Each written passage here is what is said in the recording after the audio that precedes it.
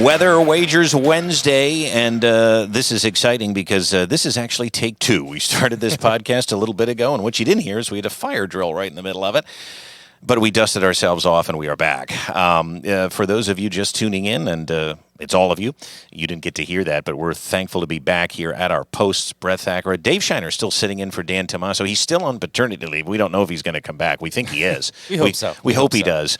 And when we were interrupted, I was just telling you, he's got all these hot takes. He's texting us this constantly, and we want him here so that he can deliver them to you. You can get them on his Twitter, and that was the other thing I wanted to show is that you can find us on Facebook, meteorologist Brett Thacker, meteorologist Dan Tomaso. My Twitter and Instagram are the same, at Brett Thack ABC27. Dan's are the same, at Doppler Dan. And you can always send us an email about topics you want us to discuss, weatherwagers@gmail.com. So that is exciting. And Shiner, do you want to give out your Twitter, please? It is at Shinetastic17 on all major platforms.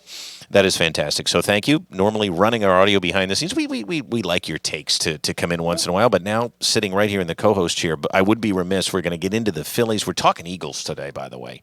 We haven't really talked about them in a while. You're going to do the switcheroo later. Yep. So we'll get into that because the NFL, things have been quiet after the draft, but we want to talk scheduling, and the Week 1 lines are out.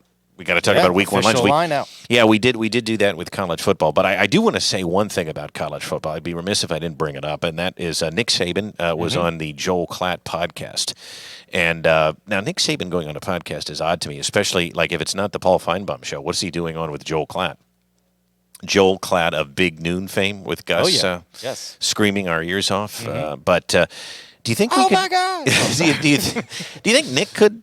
Do you think Nick would be on this podcast? I mean, I can reach out to his people. We'll see if the Bama elite will let us talk to him. Well, maybe we can get in the Red Elephant Club and see if he's lurking around there, which is a real thing. I bet. Saban said that he doesn't understand why Bama was left out of the playoff last year because he was told, according to him, he was told by somebody that they would have been favored against 3 out of the 4 teams. TCU, Michigan, Ohio State, and then of course they probably would not have been favored against Georgia. And he said, if that's the case, why weren't we put in? Are we really getting the 4 best teams? We know what the championship game was like. It was a dud. What is your response to Nick Saban bringing up what we talk about here, Vegas lines?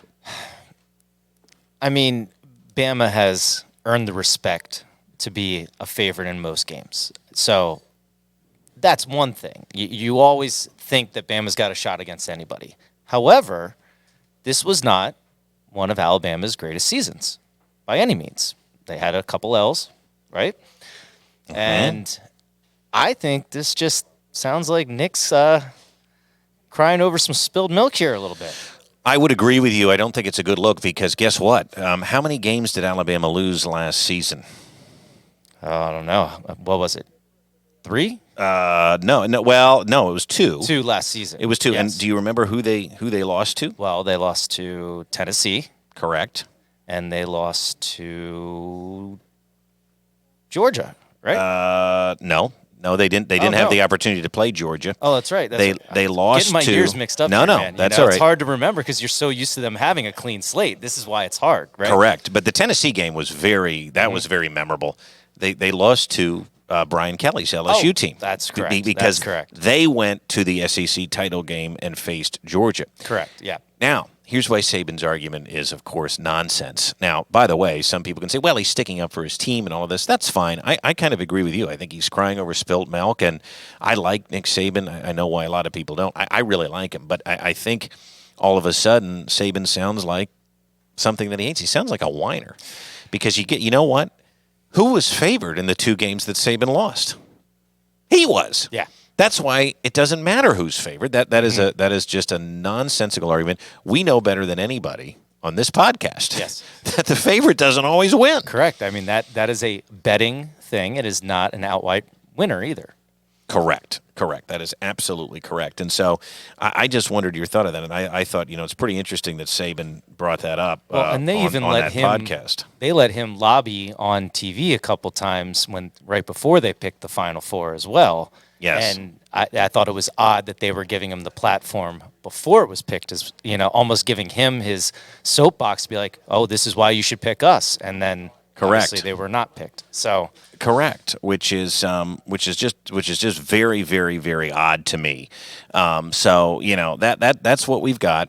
I want to skip over here for just a second about the and I want to ask you this. Talk to me about the Phillies here first. Yeah. And then we're going to get into some of the rain delays this weekend. But I want to talk about the Phillies because I need to adjust something here. Talk to me about these division games. We mentioned last week that the Phillies were going to play the Braves and the Mets, and that we needed to make some adjustments if we wanted to take the division. So we lost 2 to the Braves. The third game was rained out. Yeah. And we did not sweep the Mets, who have just been awful. We did win the series, first time since 2021. September of 2021. But is this the outcome that you were hoping for with these important divisional games, both of which came at home?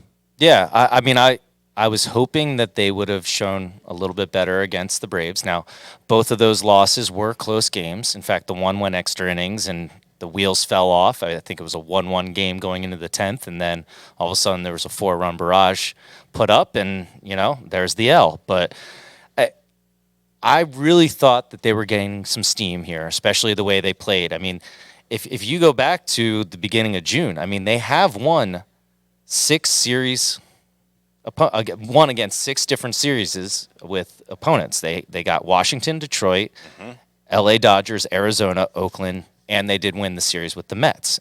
They are 16-7 in June right now. So they were, and remember, 2 of those losses are against the Braves. So that record even looks a little better if you take the Braves out of the equation. The problem is the Braves don't lose. No, and that's the thing. The Phillies have been on a run right now with a great June, as they usually do.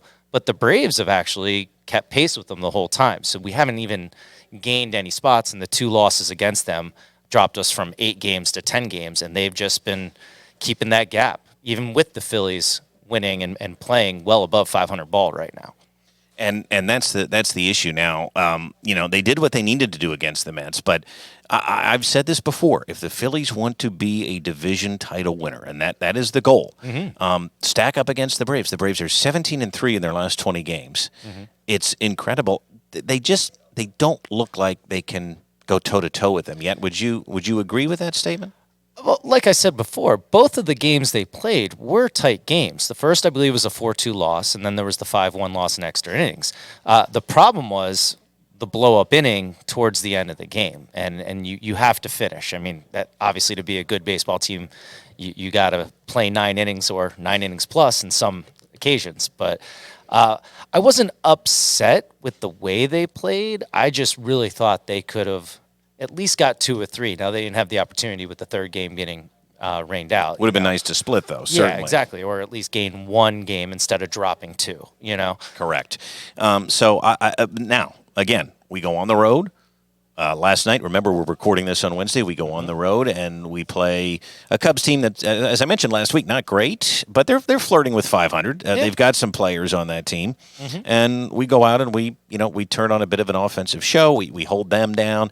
This would be an opportunity, I think, to sweep a road series, which would be great. Now, again, maybe I'm asking too much. I would take a series win here. Exactly. Keep Especially us above 500, and we'll see what happens. But again, Suarez did a great job last night.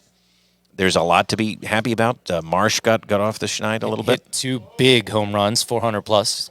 Yeah, he looked great, didn't he? Yeah, they got the timely hitting when they needed it. Now, there were still a couple of these little miscues, even when I believe they did score later in the game on a Trey Turner single that Schwarber came around home from second, but then Turner got called out at first. So it was like, oh, well, you never want to make that first out at first or third base, and that happened again. Now, they did score that initial run. They were good, and it ended up being a win. Right. There was some issues, too, with the broadcast last night. They came back during the middle part of an inning, and somebody tweeted, in fact, it was Destiny Lagardo, whose article we cited last week. She said, what's up, NBC Sports Philly? Yeah. And I tweeted back, and I said, as many errors as Trey Turner, because it was somebody was fat-fingering the switch there to get us back to the game. But that was a weird thing with Trey and the base running. And then the announcers brought up the fact, Ruben Amaro said the base running has been a little bit off. Yeah, we've had a lot of these little, like I said, we keep calling them miscues, but it's stuff that professionals should know how to do. Tell you who's not doing it. The Braves. Yeah. And this is my point. Yeah. I think we just don't stack up. Mistake-free baseball. Correct. And just solid. They just look a notch above us. Now, can this team make a push before the All-Star break? That's what we're going to get into here in just a bit. Now, I've updated some things we're going to get into. We're going to get back to the Phillies. Sorry for I made my own Trey Turner here. I made my own miscue. But what we're going to do now is talk about baseball rainouts this weekend, because we've got another front that's going to be pushing in across the East Coast that is going to trigger some showers and thunderstorms nearly every single day. And so with that, we are going to be seeing these series impacted here all weekend long. Friday, Saturday, and Sunday. The Nationals come to town to play the Phillies this weekend. The Twins visit the Orioles. Marlins and Braves, an interesting divisional series. Both teams ahead of the Phillies right now in the NL East. The Brewers play the Pirates. And so the Brew Crew goes to Pittsburgh, and then the Giants and the Mets. Guess what? The Mets dealing with more showers and thunderstorms. Not that it'll matter by that point. But nonetheless, all of these series in Philadelphia, Baltimore, Atlanta, Pittsburgh, and New York are going to be impacted every day with the chance of rain. Now, that doesn't mean every day is going to be impacted. But, Dave, we saw last week it was constant drizzle. I think it was on Wednesday, and they called the game with the Braves. Yeah. The next day, there were hit-or-miss showers and storms. They got missed. They played the game. Last night, they thought they were going to have to call the game because of smoke in Chicago. It lifted before the game. Everybody was fine to play, and they did it. Some other series that will have an impact. There's a lot this weekend.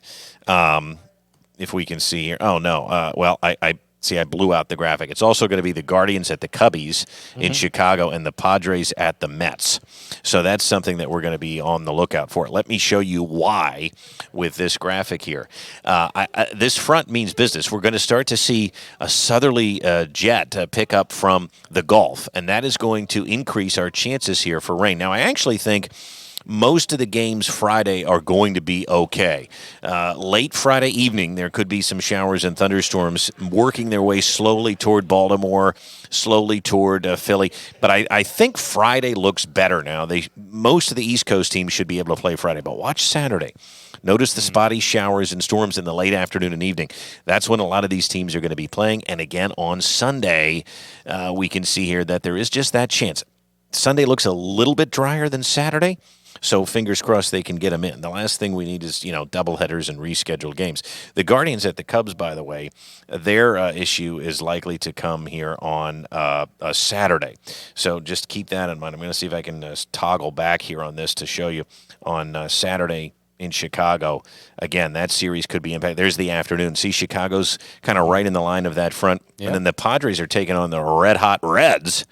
Saturday and Sunday look like days that could certainly be impacted there. And now with Friday's front delayed, maybe Friday too for the Reds series as well at the Great American Ballpark. So that is absolutely something that we are going to be watching very closely. I mean, what is your take on that, Dave, as we look ahead? I mean, we don't want any of these series to be rained out. We'd like to make a push if you're Philly before the All-Star break, right? Yeah, and the thing I think that's the most annoying about it, you touched on it earlier, is the division games that keep getting postponed, because they're going to have to make these up because it's going to have weight in the division of who makes the playoffs and stuff. And, not that they can't do doubleheaders down the road, but that's an added strain on, one, your pitching staff, two, your bodies in general. And they're not getting a lot of days off right now. I mean, I guess you can count the rain as maybe a built-in day off because we did talk about it earlier. I think they have been playing 28 of the last 30 games. It's a lot. Days, June's a busy month. Now, there are 11 games left as of Wednesday until the All-Star break. We got 2 more against Chicago,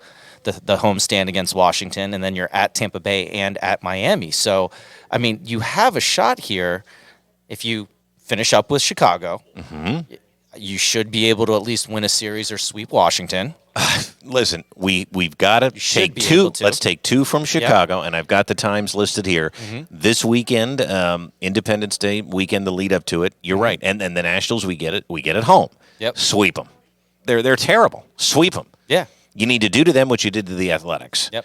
Now, the Rays are going to be tough, and the Marlins are going to be tough. And then we go to Florida on a road trip right around July 4th. Yeah, and I think that Marlins series is really the one that's going to help them right now in the playoff standings because they are chasing the Marlins. I believe they're 3 games back of the Marlins right now. So you sweep them there, you kind of get yourself flirting with that 3rd playoff spot, and maybe we can take down the Braves later down in the season. But I would just like to see us not have a collapse those last 2 series before the break. The Marlins, that's an important game, but we never play well against the Marlins. Yeah, it's been the Phillies have a couple thorns in their side, so to speak. But, yes, you know, they do. You got to win the ones you're supposed to, though. I think it's a favorable schedule in this regard. I like the next 2 series. If you can take 2 or 3 from Chicago and sweep the Nationals, it takes a little bit of the pressure off. But the Phillies, for all of my complaints, Dan keeps reminding me they are playing well, and I think that even if you can get 1 against the Rays and 2 against the Marlins, I'd be pretty happy. Keep us above 500, and as you mentioned, just get us to the break feeling pretty good about things and not have that collapse. So in the answer to my original question, can this team make a push before the break? I think that we believe that they can. Yeah, I mean, you don't want to be calling yourself a homer and always think of the best outcome, but it is some favorable matchups. And the other thing we got to remind everybody here is there is an actual 5th starter currently penciled in for the next end of the first half here. Who? Christopher Sanchez has been given the nod officially. No more blank spots on the schedule in the rotation. So they're giving him a run. He's 0-1 right now, but at least there's a name next to the game that they're playing as opposed to like which bullpen guy. Is he starting tonight then? I believe so. Yeah. Okay, so we're going to get to see him in Chicago. And until the All-Star break, I believe every starting pitcher has 2 games left until we hit the All-Star break here. That's going to be fun then, and it's going to be fun to watch who really excels and who gets flustered. Yep. So just to recap quickly too, weekend rain series that could be impacted by the weather. Nationals at Phillies, Twins at Orioles, Marlins at Braves, Brewers at Pirates, Giants at Mets, Guardians at Cubs, Padres at Reds. A lot of teams are going to be dealing with hit-or-miss showers and storms. If you are wagering this weekend on any of those series, keep an eye to the radar. Mm-hmm. And, of course, could definitely have an impact on delays. That could have an impact on how the teams play, if there's any doubleheaders scheduled or just postponements, period. Last Always question fun for you about the Phillies, and that would be the trade deadline in a month. Oh, yeah. Dream scenario for this. Now, you just pointed out we don't maybe need a 5th starter. We read the Phillies Nation article last week by Destiny Legardo, who we cited there on Twitter, and she said they need to maybe think bigger. Mm-hmm. I know people have been talking about Paul Goldschmidt. Dan Tomaso does not think that's going to happen. Where do you want to see the Phillies go, if they go anywhere, by July 31st in this trade deadline? Well, I actually I got a hold of Dan this last couple days here to talk about this, and I'm going to give him through proxy a couple of his ideas. But I actually disagree. I think the most logical trade scenario here right now is a straight-up trade, an injured Rhys Hoskins for Paul Goldschmidt. Now, they both are first base, okay? Rhys is 30 years old coming off of an injury. You want to get rid of him? I think it's... Well, this I'll tell you what, this does sound like Dan because he's never been a fan. I am a Hoskins supporter, but I think right now, if you are trying to make this run in the next couple years, someone like Goldschmidt would be very beneficial. Now, Goldschmidt's 5 years older, so, St. Louis would end up getting a younger player. They're both about a 30 home run average. Goldschmidt definitely hits more RBIs every year, and he has a much higher lifetime batting average. He flirts right around 295, 300. Hoskins is more like a 250 guy. But over the course of the last 2 years, Hoskins had 57 home runs. Goldschmidt's had 66. So there's an upgrade. Basically, you're giving up a younger player for a similar stat type guy. Now, Goldschmidt's more of an RBI guy, which I think is what the Phillies need. You need to capitalize with people on base. Okay, but Dan says he doesn't actually think that's going to happen. Is there another route to go? Well, he actually gave me the idea that making some small moves with the farm system players for Adam Duvall out of Boston. He would give you a little bit more defense in left field, a bigger bat. Now he is coming off the 60-day injured list, so you're hopeful that he won't re-aggravate something, but that's a move they can make without losing a key player. And then he also mentioned that Shane Bieber, the 2020 Cy Young winner in Cleveland, right-handed pitcher, if we were going to make a move for an arm, that would be the guy to kind of target. I know the Yankees have kind of been in the talks with him as well. I mean, the weird thing about baseball and trades, it's not like, hey, you and I are switching teams. There's usually cash considerations. You're dealing with a bunch of farm players that you don't necessarily know the names. Right. And there's 7 guys that are in single AA ball that get swapped for a guy who's a starter in the big show. So, I mean, do they need to make a huge move? Probably not. But I think something on the offensive side is more important than the pitching. If you look at the stats for our pitching right now, both the starters and the bullpen are at the top of the league as far as their ERA. They just sometimes don't do it at the same time. Well, and that's where when you're watching these games and you start to get frustrated, late in the game, and the starter maybe gives up a run or two and the bullpen gives up a run or 2. Mm-hmm. Okay. And you're sitting there and it's 3-0, and it's like, man, our pitching stinks. Well, how about we get them 4 or 5 runs that this lineup should be able to get them? Yeah. And I think that to that point, if you add just another piece in there, especially when some guys are struggling, then that can help. Last question on this, and then we're going to move on. Is there any sense out there, whether it be with the conversations you've had with Dan or yourself, or the blogosphere, the interwebs about, we all trust Dave Dombrowski to make this move? There's really, the organization isn't going to screw this up, right? Like we're going to watch this happen, and whatever they decide, we're comfortable with as fans, right? Like we feel pretty confident right now, right? Yeah, I think so. He's done some good moves here over the last couple of years. I mean, bringing in a guy like Marsh, who's been a good role player, Speaking of that, I wanted to make a comment too. Tom McCarthy revealed why he wets his beard on Twitter today. Okay, and now we know because somebody asked why does he wet the hair and not the beard and all this. He doesn't want his hair blowing around, getting in his face. So he wets it so that it stays behind his ear. So that's why he looks the way that he looks. Now we know. He's not a ponytail guy. No, not like you. Oh, But if you ever want to do the Brandon Marsh, you could probably pull it off. I'll look into it. I'm looking to switch up my look here soon. So but he brought him in from the Angels, right? Yeah, exactly. So you were saying that again. They've made some good moves. Yeah, they've made some good moves. They got to the World Series last year. Yeah. We brought in Dombrowski to be confident in the organization. They wanted to win, and I don't know. I mean, I'm going to be okay, I think, with whatever they decide. It's certainly not like we're falling off a cliff. Well, and he has a heck of a track record, too, just in his previous stints in other teams. He seems to always turn them around. And if you're just going off of last year, what we were talking about at the All-Star break wasn't what we were talking about at the end of the season, and that was a World Series bid. So you're correct. So there's the schedule one more time. The Cubbies, the next 2 nights, the Nationals this weekend for July 4th, and then on the 4th they travel down to Florida for a road vacation, and first going to Tampa Bay for 3 games, and then ending the first half of the season at the Marlins. So we'll see what the Phillies do. They are both confounding and frustrating at times, but they can be a lot of fun, and that is why we are thankful for that. So next up, Dave, we want to talk some Eagles here. We haven't talked about the Eagles. Stand by. Okay.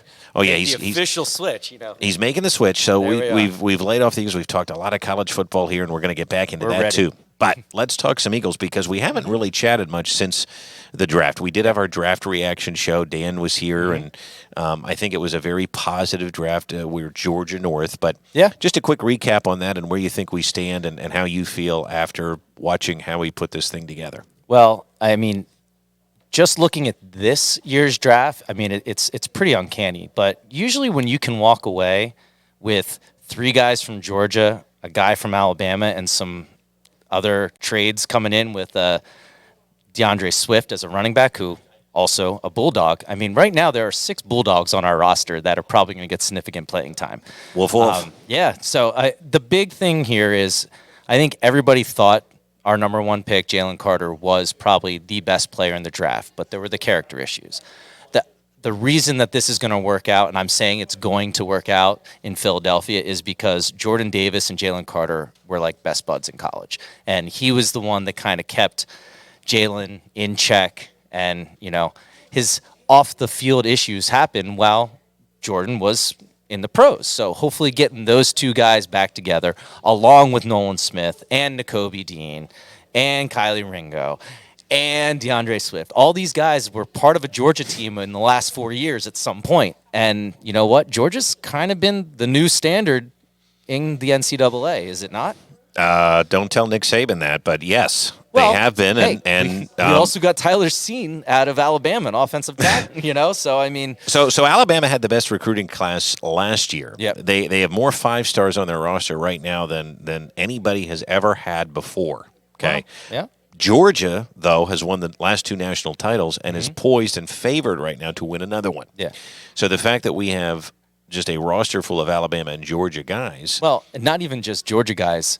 Basically, most of the big-time players on a Georgia defense that has been heralded as probably one of the best of all time. We've heard that being said by some of the pundits. Yes, which, Ohio State almost proved that wrong, but they didn't. That they didn't. And they showed up in the national title game, that's for sure.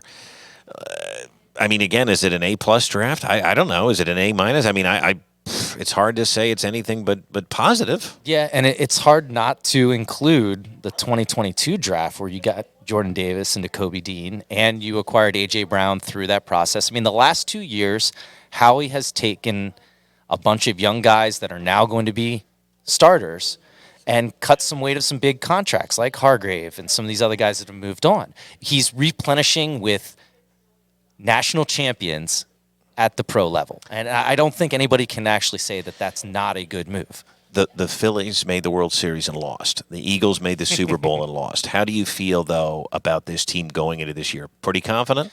We got our quarterback. Confident. I am very confident. However, have you looked at our schedule?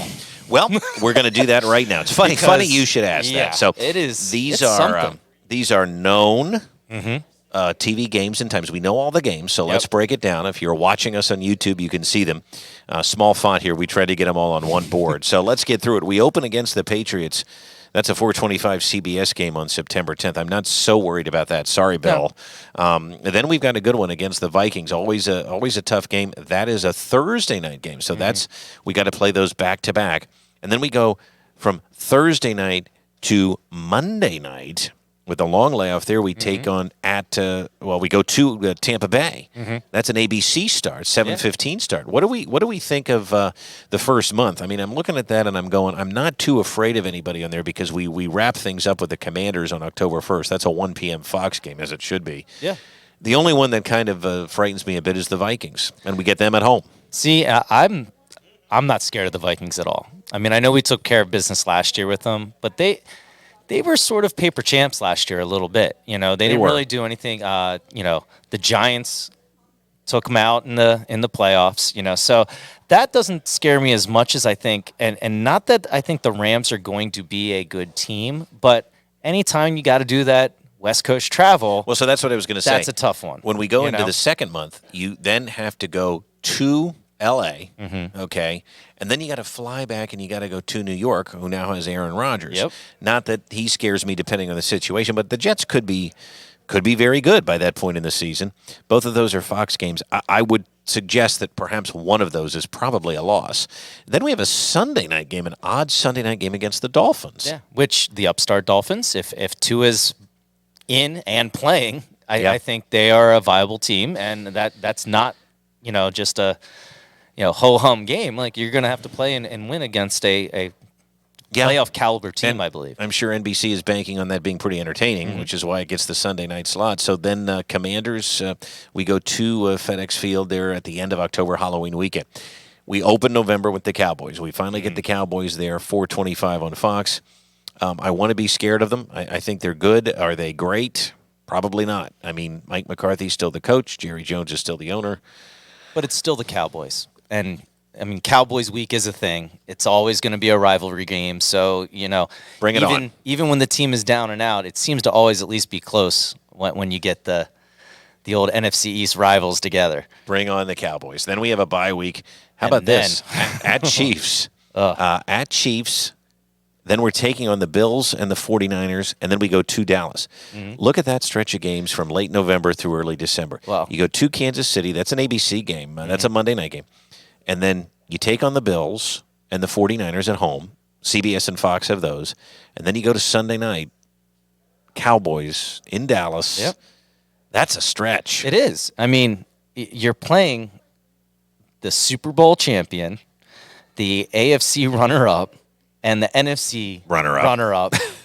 Sandwiched And in then your between two Dallas games. And then your biggest rival. I mean, that is and then, truly unbelievable. Not to be remiss, after going to Dallas, you got to go out to Seattle, which they're a playoff team as well right now, and you're doing that West Coast trip. And you have to play the 12th man. I mean, it is tough to get a win at Seattle. Then we do the Giants almost back-to-back. We play them on Christmas Day. Merry Christmas. And then the Cardinals, we get them at home, and then we wrap it up. They don't post the dates or times for that last weekend because it's all flex. But the Giants are 2 out of the last 3 weeks. Not that I'm overly concerned about the Giants either, but I guess I was going to ask you the scariest games on that schedule, and we've highlighted, it seems to me, in looking at this, and what's fun is we just look at this live because I like the live reaction to it. I think that mid-October schedule where we have to go to L.A. and then to New York in back-to-back weeks, keep an eye on that. That seems like it could be tough, and then you follow that up with the Dolphins on Sunday night. Yeah, and if they're good, look out. I mean, that's a tough stretch. And then I think you've highlighted it. That 4-game, or 5-game stretch. Basically the month of November. Well, yeah, I know we can count that first Cowboys game, but I'm just going to look at, if you look at Thanksgiving week and then going into December, the month of December, at Kansas City, coming home for the Bills and the 49ers, at Dallas, and then you got to go to Seattle. That stretch makes or breaks the season right there. Yeah. And I mean, I think they have the potential. You could start out on a run like they did last year and be 8-0, 7-1. I agree. I mean, they're not gimmies by any means, but then you have this run where, I mean, we all know there's a worst to first every year, but I don't think the likes of the Chiefs and the Bills are those worst to first kind of teams. They're going to be perennial powers. And, say what you will about San Francisco, they have a target on our backs right now because they think they were cheated out of the NFC Championship game because they had no quarterbacks. Well, it's not our fault that they all got knocked out. Well, I mean, that's ridiculous. They were playing with 10 guys. Look on the big board there and tell me, when you look at that schedule too, here's another way to frame it. Which of those teams have quarterbacks that can win a playoff game? So who should we be focused on from that angle? Let's go down the list. Patriots? No. Vikings? I'm not scared. No. Bucks? Not anymore. Not anymore. No. Commanders? Please. No. The Rams? Well, I mean, is Stafford playing? Is he still injured? I mean, we know Baker's not there anymore. My question was, who can win a playoff game? Stafford has proven he can win it all, but we don't know. We don't know the situation. Yeah. I think the first game is the Jets. Yeah. Right? And when you look at quarterbacks, yeah, we know who the quarterback is. That's the first one that sticks out to me. Dolphins? Probably. I think that's a coin flip game for sure. Cowboys? Probably yes.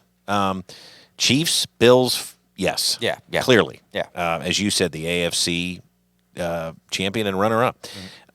Do we know the 49ers situation at QB? They know the situation. Is it Brock Purdy?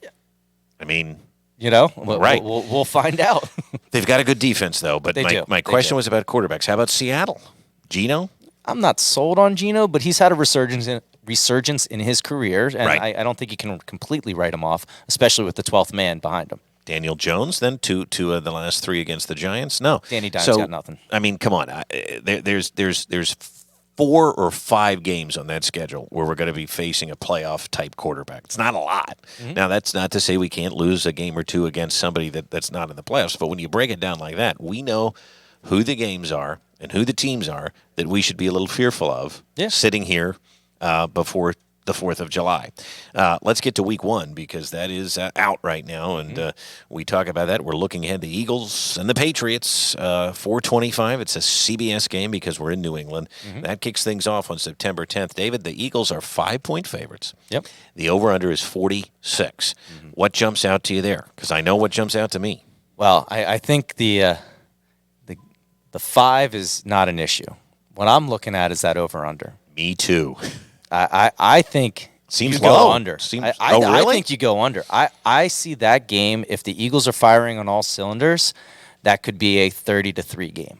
I see. So you're going to say if it's like I 30, think 31 cover, to 7. But take then the you're talking under. like 38, 40 points. They just shut the Patriots down. I That's think interesting. So. I think so. Because I was going to say that seems like an awfully low number. But let's talk about your point. Yeah, We started this conversation by saying how great our defense is. correct.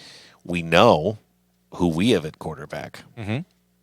Mac Jones still up there? Who's their quarterback? I don't even know. Is it? They got rid of Stentham, right? He's over in L.A. now, or I don't really keep Vegas, track of yeah. Bill's comings and goings anymore. But So- is it Mac Jones? Is that the guy? I mean, Well, if it is, then I'm not overly concerned. No. So But I would agree. as we say with any Belichick, he takes away your best. The thing the Eagles have going for them outside of the good defense is the offensive weapons right now. I mean, if everyone's healthy, I mean, we should have a quadruple monster at running back between Penny and Swift and Scott and who's our fourth guy coming in there then?